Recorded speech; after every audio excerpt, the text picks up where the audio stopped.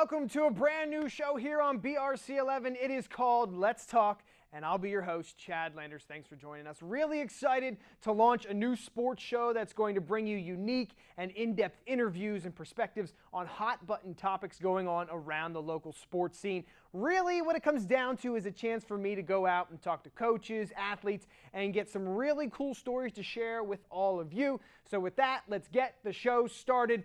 First up, a segment I like to call Here's What's on My Mind.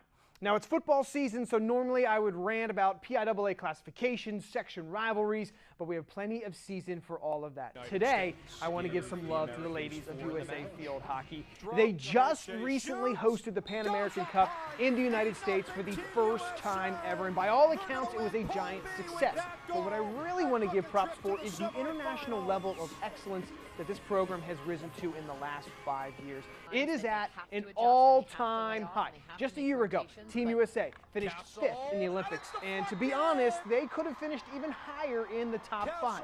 Then, they lose 5 to 10 great players to retirement, marriage, injury, and just needing a mental break. And in comes a huge influx of young talent, which could have signaled a rebuilding process, right?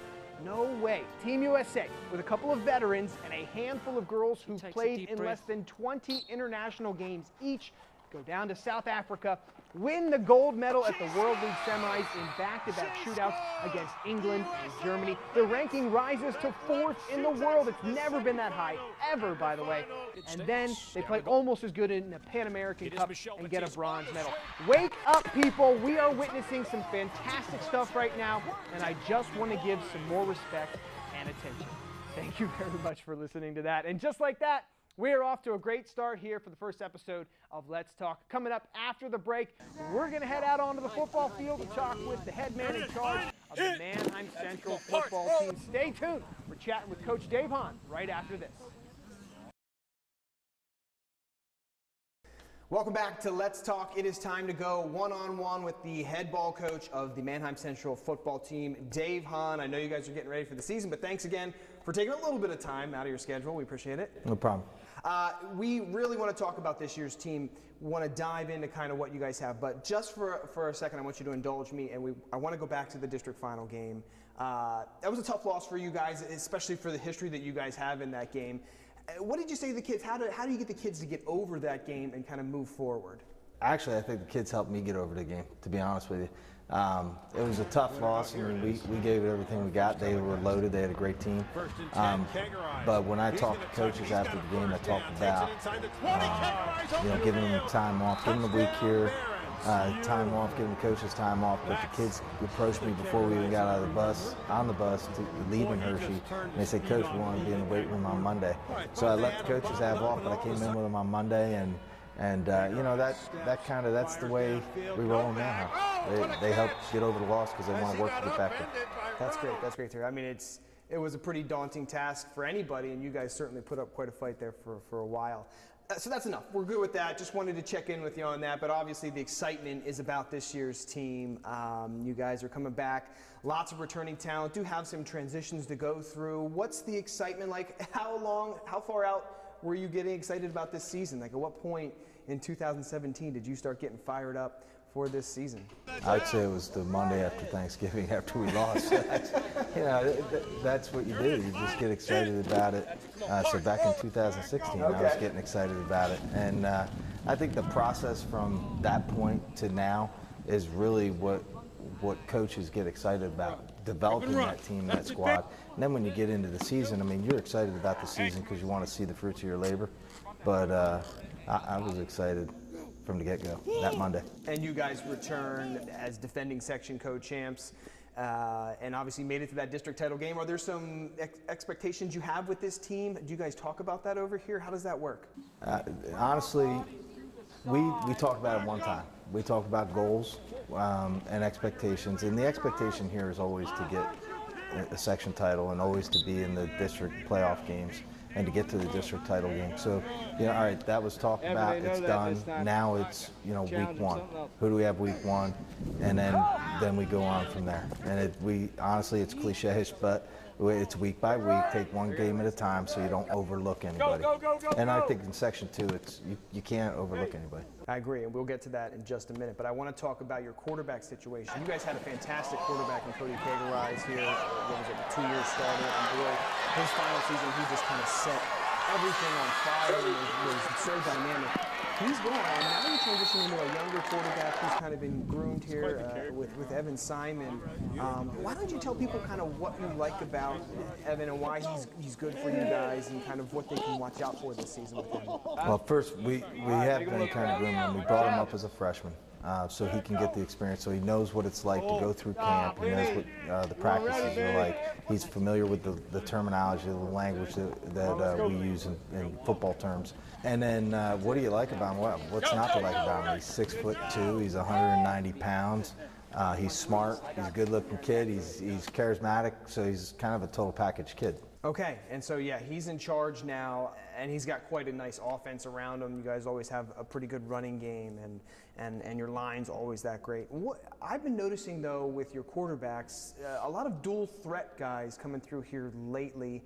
I want to get it right here. Cody Cagerise, and before him it was Tony Stafiri, and then Colin Fry, and then Caleb Walton, and Gorman before that. Do I have that kind of right? That sounds pretty good. Right. But they were all kind of guys that could throw and run. What is it about that type of quarterback that you guys have really latched onto here in the last decade?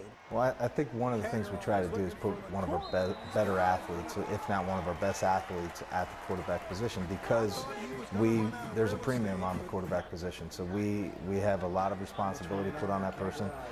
It's got to be a kid that's a smart kid.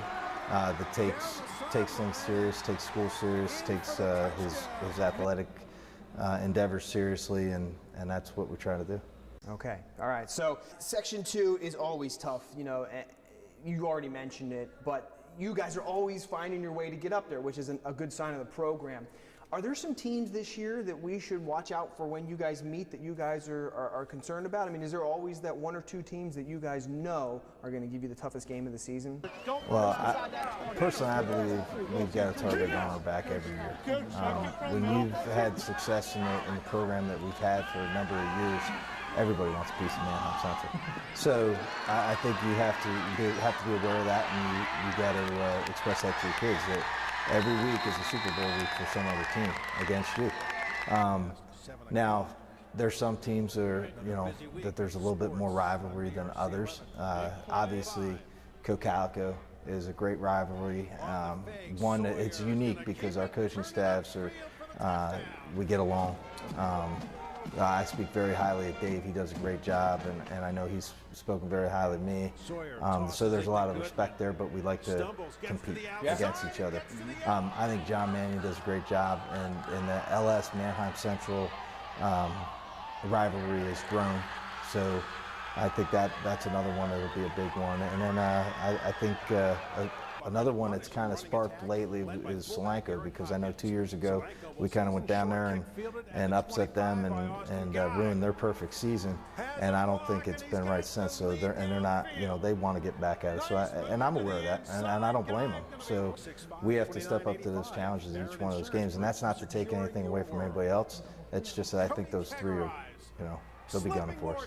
Okay, no, we just really wanted to find out kind of, what on that schedule are the big key games, and we could always hypothesize, but it's good to hear it from the source.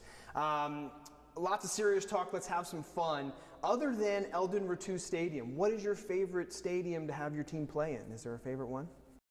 Hershey Park. Okay, that's the easy one. How about on your yearly schedule? Is there one you guys like going to? Any stadium that we can go in and win. Nothing in particular. Hershey Park. I like that. As I was asking it, I could hear that coming out of your mouth. So well, what would you expect? I blame myself for that. Coach Mike Williams has been a mainstay with this program, and you were kind of an assistant to him. What was his favorite play to call when he was the head ball coach? Did he have a go-to play? A go-to play. Anything where the ball was probably in the air. He loved to throw the ball. Yeah. But with that said, I mean, we were still a strong run attack. But he was a passing guru. So he loved to throw the ball. And last question, you're kind of the guy here, and we're in the weight room, and you're kind of overseeing all that, in charge of it. What's your bench press up to these days? 5 pounds more than you. Oh, I believe it. So if we want to have a contest. No. I believe it's more than 5 pounds more than me. Again, I really appreciate you giving us some time, having some fun. Good luck this season, and of course, we're going to have you on multiple times on BRC 11, so we look forward to it. That does it for now with Coach Hahn here on Let's Talk. We're going to have to step aside for the commercial break, but we will be right back. Stay with us. Welcome back to the show. We are out here on the gridiron still, but we're going to go one-on-one with Millersville defensive back Jett Janis. Hey, good to see you again. Welcome back to Lancaster County. Thank you. Good to see you too. How you been? We want to start with your journey out to Oregon. You know, you went from Cocalico out to Oregon, did your thing, and now you're back. So tell us a little bit about the experience out at Oregon. What did you enjoy out there? What was it like being a Duck? It was a great experience. At first, I went there for track. You know, I didn't really have football in my mind, but football was something that didn't leave my mind. So once I had the opportunity to play football again, it was definitely a great experience. And then just everything I learned out there, being able to travel around the country and hopping on private planes was pretty fun. So, but you know, just excited to be back here and get another opportunity to play here. And definitely thankful for Coach Breibach. When you were out there playing, you said you played a couple games. Was there a favorite game that you got to play in? I mean, was there a team that you really enjoyed facing? Washington, just because that was the most playing time I got, which was around 3 quarters. And they were in the top 5 at the time, but just being able to play the amount of time I got in that game was probably the best game, probably.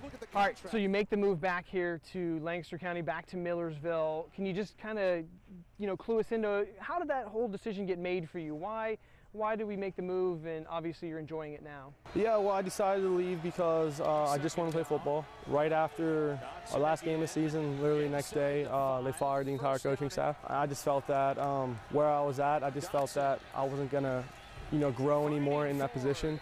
So I wanted to find another opportunity to where I could, get more playing time. And I just felt that after the coaching shakeup, I just wasn't going to be able to play as much as I did. Understandable, man, for sure.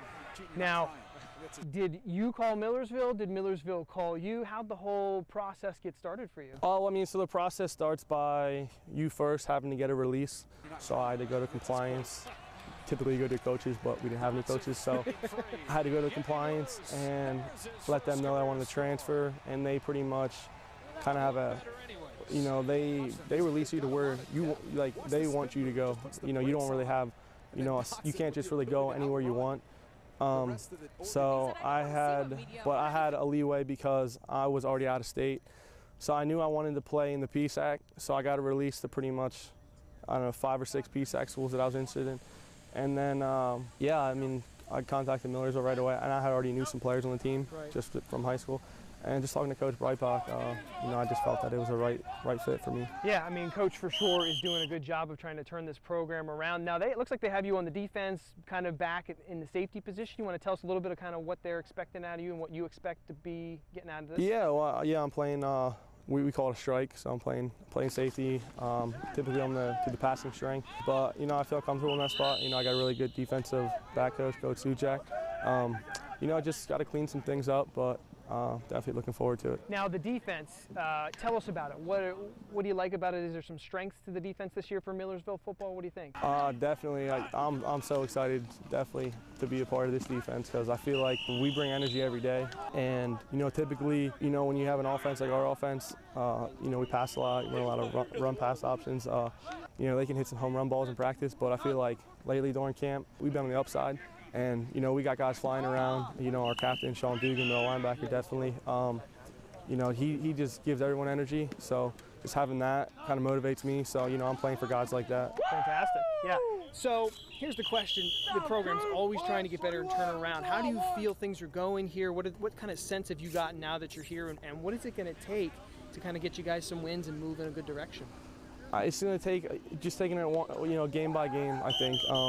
We just can never get down on ourselves. I mean, bad plays are going to happen. We might have a bad game, but just, setting goals and, just playing together. I think that the biggest thing is, culture. And I feel like, You know, we have a really good culture going right now. We got a lot of upperclassmen that have been here, a lot of guys that came in, a lot of freshmen. So I think just having a culture that we can all rally around each other is definitely going to, you know, change some things.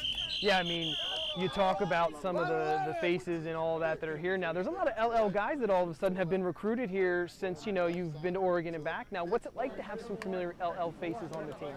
You know, it's definitely fun. You know, some trash talking goes on. But yeah, it's definitely, you know, it's kind of cool because, you know, we kind of all were rivals in high school now on the same team. Yeah.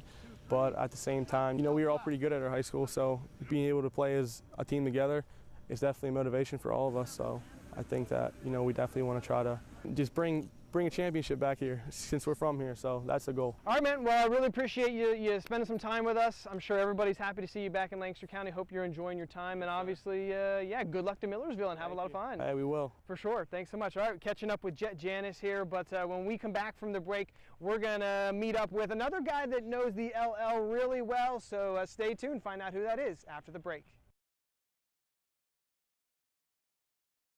And welcome back. We're in the final segment of our brand new show this fall, Let's Talk. And it's only fitting that on the inaugural episode, I'm joined by the other half of our News 11 Sports Department, Bryan Kast. Thank you so much for coming in today. Yeah, I mean, we have to talk to your booking agent. I think she's not doing her job right if I have to be here. But yeah, let's go. You saved my butt. Sure. We'll see about how I'm glad to be here. We'll see if we'll have you on again. I want to get down to the segment here that I like to call We Need to Talk. All right. Football season is here. Sure. Lots of storylines to follow, but I want to concentrate on just a few here. We'll start in Section 1. Wilson has 9 section titles in a row. Just so impressive on their part. And what I really want to know is, do you think that ends this season? Do they go for 10 in a row? And kind of what team would you see possibly breaking that up this season? Right. I mean, we were talking the other day. I mean, there was a time in history where Wilson lost games in Section 1. It's hard to remember. 03, 04. I mean, they lost back-to-back to McCaskey and Hempfield when I was a McCaskey high school student. So it can be done. I mean, somehow the gap is widened, you know, in recent years. But there are signs that people are catching up. Township played them close last year. Warwick played them close last year, and that's going to be the 2 games I would circle this year. If anybody's going to do it, it's going to be this year. I feel like the Manheim Township game is in Manheim Township this year. So if that's the case, is that enough? I mean, Manheim Township can be really good. They've got that senior QB. Right, MG's there. Yeah. And I think Saladay's also back. So Grayson Saladay, right. So if anybody's going to do it, okay, it's going to be Township, but circle that Warwick game. It can be done. It's proven that Wilson can lose a game in the LL. Yeah. Maybe it happens this year. Hasn't happened since 2007, and I do think it was to Manheim Township. So that's correct, yes. That would be fitting. They have a 64-game LL winning streak. Yeah. I don't have my turban out here, but I think it might happen this year. Cool. Let's move on to Section 2, and actually quarterback changes in general in the section, but of the ones we were covering for our local teams, there are 5 of the 6 of our local teams have all made QB changes. So in Section 2 in general, how do we see things, you know, playing out with the QB changes? Yeah, it's a changing of the guard. It's rare for us. I mean, last year I think we had 1 new quarterback and everybody else was back. Yeah. And then this year we have 5 new ones. Yeah, it's going to be interesting to see how long it takes some of these guys to get acclimated and get the experience. Everybody says they need game experience. Right. Well, if it's going to be tough if you're, you know, if they're green and they're losing games to start, what happens? And, you know, does anybody get replaced? You know, who knows? But it seems like, you know, Manheim and Cocalico have their quarterbacks of the future. They're the guys. But, you know, in Conestoga Valley, in Warwick, there are a couple guys that if someone falters, maybe they step in. So it should be interesting. Yeah, but it's a lot of new blood. And it is. We're excited to see, you know, how they grow. See how it all shakes out. Yeah. You're right. A lot of those guys don't have a ton of varsity experience, so you just have to play the games, and the beginning of those schedules are not that easy. There's no real cream puffs that people schedule anymore. There are some real good teams, so maybe somebody does. Right into the fire. It's going to be fun. Okay, cool. So that's something there that we'll keep an eye on for sure. And then lots of title contenders to talk about, and we will get to that throughout the season. But we want to focus on the effort of team. They are dealing with that long losing streak, but You know, what is the best case scenario for that team? What does the best season look like for them this year, you know? I mean, a win.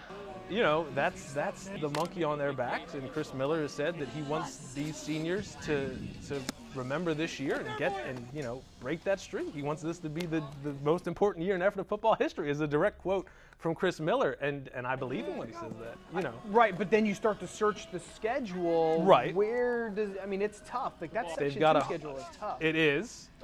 You know, home game against Cedar Crest, I believe. I think there was one other on their schedule. I mean, they do play E-Town. E-Town potentially. If something yeah. would have happened there with an injury or one or two injuries there. Right. And You Ephrata never was know. really clicking on all cylinders type thing. Right. After running back Adam Smith said that, you know, these guys have won games in the junior high level and the JV level, right? So it's not like these guys haven't won games. It's just they haven't done it in varsity for 4 years, you know. All right. So do we have, when we look at an overall view of the LL League, is there kind of a power ranking structure that we could potentially throw? I know it's early, and Right. it's tough, but it's always kind of fun to look at that. You know, are there kind of 5 teams to watch out for this season? I Okay. mean, we did touch on a few of them, but it might be nice Right, to so- kind of put a name to it. So let's say we're playing a game tomorrow, right? Okay. Which team do I want out there? That's how I'll say it. I'll say 5. Let's go Warwick. Yeah. Those receivers back. That's true. And they're, you know, the DBs back. This is pretty much the same guys. Really good. If Grayson Klein can get them the ball. And I think They're he awesome. can. I saw him in preseason practice, and that guy can really Yeah. throw. Nice touch, really good hands from the receivers. 4, let's go Township. Oh, wow, okay. Let's go MG and Saladay Okay. and those boys. Gonna be a force. No, they're going to be good, yeah. Uh, Might be a little low on them. but So yeah. 3, let's go Manheim. Okay. New quarterback. Yeah, lots of weapons. Lots of weapons. You know, they got to break in new receivers, and that's the reason I would go Cocalico. Okay. 2, 10 of 11 starters on defense back. If I'm playing a game tomorrow, Okay. I want that defense intact, you know, I'm fine with that. and Brubaker back. It's kind of a toss-up right now. I think Week 5, they probably flip. if we visit this later on in the season, we'll see, you know, potentially maybe we'll ask that question again to somebody else. Right. But if I'm playing a game tomorrow, Okay. give me that Cocalico Okay. defense back. Yeah. And then 1 is Wilson until they lose a game. Yeah, and they do have the running back, Iggy. Iggy. So, I mean, they have Yeah. in the run game with Wilson, they just love to pound. He almost so. broke LaShawn McCoy's District 3 touchdown record In for a single game last year. That would have been incredible. He's good LaShawn McCoy was really good in high school, too. Yeah, I he was. watched him. when he was healthy. Yeah, and boy, that was tough to watch. All right, cool. So let's move on from football. We, like I said, plenty of season to talk about that. I Yeah. do want, with you, especially with you here, I do want to quickly touch on a Legion wrap-up because we followed Ephrata Legion all summer long, and I know people probably got sick of us talking about it, but you know, like when you have a team playing this well and they're building, you know, what we're calling sort of a dynasty. They won the District 10 title for the 6th time in 7 years. They hosted and they won the PA State title for the first time ever. They were the Mid-Atlantic Region runner-up. I mean, holy cow. Of course we had to cover that. I mean, Right. you They can't got hate us too much. They have a runner-up banner that's Yeah. hanging in the Legion that will be there forever and ever. Yeah. I mean, this was something that may not ever happen again. I mean, the 90 90 90 1990. team. Yep. I mean, they were celebrated so much, and, Right. and always like, oh, the 90 team, the 90 team. Well, this team went a little farther, They like did. as far as the title game at regionals. This may not happen in our lifetimes ever again. I mean, this is something that big, so it was fantastic. It was a perfect storm. I like to call it a perfect was. storm of just the talent of guys coming back from college and the talent of guys that they were able to get on the team. I mean, it's no secret there were some guys that were not Ephrata guys. Brock Kaufman. Right. Brian Downey. I loved the way Brian Downey played in the playoffs. And even Nick Lucky from Cocalico. Yeah. So it was a perfect storm. They won some games that they had to and were able to lose some others that they could lose, especially in that Region 4 tournament back. Yeah, we would always talk about like pitch counts, and pitch counts were so tough, and what do you do, and how do you do it? I mean, I think certainly, it caught up with them in that Mid-Atlantic. I think it caught up to every team. It did. But yeah, it's just a shame. But the thing is too, next year a lot of those guys are back. That's true. If they want to. Possibly, if they want to. If they want to So come back, yeah. we're saying this is once in a lifetime thing. If they all want to do it again, Yeah. there might be a good chance they can make another run. They next just time. aren't guaranteed that automatic berth into states. Sure. You have to work your way all You the got to way. earn it. Yeah. So yeah, again, and congrats to the Ephrata Legion team. One last question, and you know it's coming. Do the Barnstormers make the playoffs? I'm going to say no. Unless they get some guys from Mexico and Blake Galen coming back like they did 3 years ago, I don't see it. I think there's a way they sneak in, but it's tough. It's really close right now. We'll put some curly fries on it. We always do. All right, that's enough talking for one show. Again, appreciate you helping me out coming on. Yeah.